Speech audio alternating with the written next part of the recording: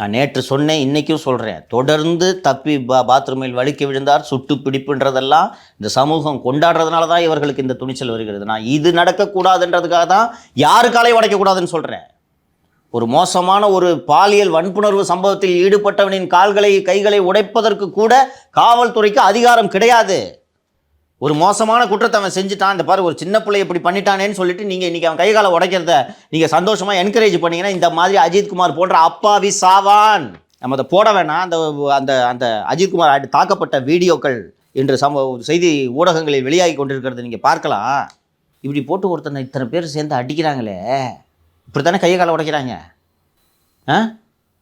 சரி, ஒரு நிமிஷமா 21லேருந்து கை காலெல்லாம் தொடர்ந்து உடச்சிக்கிட்டு இருக்காங்கம்மா, பார்க்குறோம். குற்றம் குறைஞ்சிருச்சா மாலதி?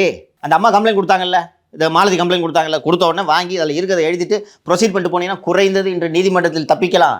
இப்போவும் இதை காப்பாற்றுறதுக்கு பொய்யாக இத்தனை இதை போட்டு நீ எப்படியா இருந்தாலும் இது சிபிஐ இன்வெஸ்டிகேஷனுக்கு போகத்தான் போகிறது.